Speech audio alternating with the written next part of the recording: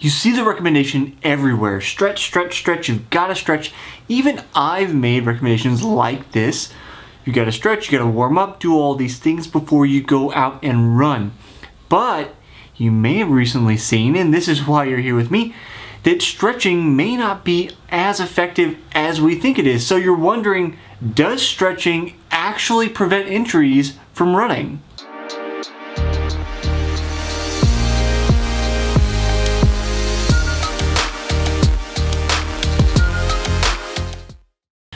Before we get going, if you haven't spent any time with me, be sure to subscribe to the channel, stay tuned for more videos on running to be the best runner you can be, and for the Smart Athlete Podcast, my other show where I interview experts and help you become a better athlete and a better person, as well as just some interesting folks doing some really interesting, cool stuff. So hit that button right over there and stay subscribed to the channel. Now, I've done a stretching routine for a very long time. I kind of built this up in college, or rather inherited it from several different coaches. It kept some pieces, added on other pieces from other coaches over time. It's been almost 10 years now since college, can't believe it. But I have this stretching routine where I do before and I do after. It is actually more active stretching, which I can cover in another video. If you want to see that, leave me a comment. But it is something I continue to do, in part because of a study that I saw that looked at stretching versus injuries. I was very injury prone in college. Now that is a whole other ball of wax. It has to do with too high of loads, but at the time I thought it was partially because of stretching. That's what we hear, right? If you're hurt, you need to stretch more. You need to stretch because you're hurt. You need to stretch to prevent being hurt. All of these kind of things are very common in running circles from coaches, people like me here on YouTube, maybe even your friends. And this study I saw did 3 groups. A group that did no stretching, a group that stretched beforehand, and a group that stretched before and after. What they found was that the group that stretched only before actually had the highest rate of injury. The group that stretched not at all had the next highest, or the next lowest, I guess. They're in the middle. And then the ones that stretched before and after had the lowest incidence of injury. So because of that, I've tried to stay ritualistic with my routine of warming up, stretching a bit beforehand, and then stretching when I get done as well. On top of just my coaches over time saying this is what you should be doing. You say, Coach, what should I be doing? They say do this, and you say, okay. That's pretty much how the relationship goes. But there have been more studies done besides that one that I saw, and the differences between them are pretty stark.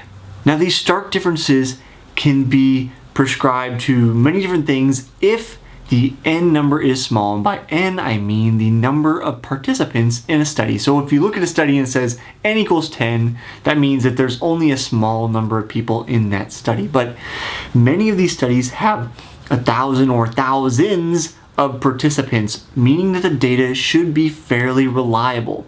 And what a lot of these studies over and over and over seem to be indicating is that no, in fact, injuries are not prevented by stretching. And they'll break it out different ways depending on what the study is. Sometimes they'll do stretching beforehand, sometimes they'll do stretching after. Typically your control group is going to be no stretching at all. And they actually find in some of them that incidence of injury is higher in the stretching group than the non-stretching group. Interestingly, one of the studies found that people with low flexibility and very high flexibility both had more injuries than the people that had average flexibility. So how tough is that going to be trying to get to average? We just want to be average, which isn't our status quo, right? You and I, we want to be better than average. That's why you're here with me, trying to learn about things. But this is all to say that we've kind of found that really stretching does not prevent injuries. And one of my guests on the Smart Athlete Podcast, Christy Ashwanden, wrote Good to Go. In her book, she also comes to this conclusion. She covers a bunch of different recovery options in this book and kind of debunks some myths, one of them being that stretching does not actually prevent injuries. Now, I interviewed Christy quite a while ago, and I still continue to stretch. So, am I a hypocrite? Am I out of my mind? Am I simply getting old and saying, I'm never going to change anything because this is just the way things are? Now, I think that's a bad attitude, and no, that is not why I keep stretching. It does feel good, and that's nice. Some things you do because you like them just to enjoy them. However, there is a very important key in why I continue to stretch even if it doesn't prevent injuries. And that is this. We know for a fact, for certain, that flexible muscles are strong muscles. Now, there is a point of diminishing returns where if you're hyper flexible, that can be another issue, but being tight is not great either, because when your muscles contract, the harder they can contract, the more power they can produce. When they can produce more power, that means you go faster.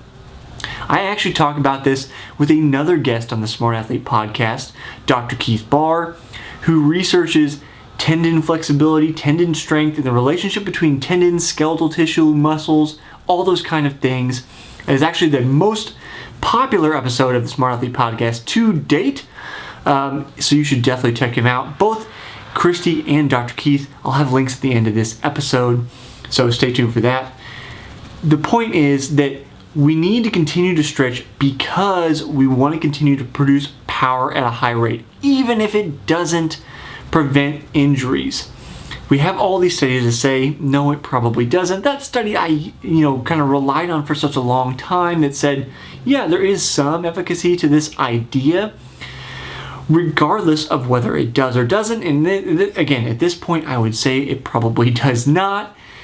We know that it does have a positive effect on our performance. So if you decide I don't want to stretch anymore and you're not progressing as much, it maybe is something to look into.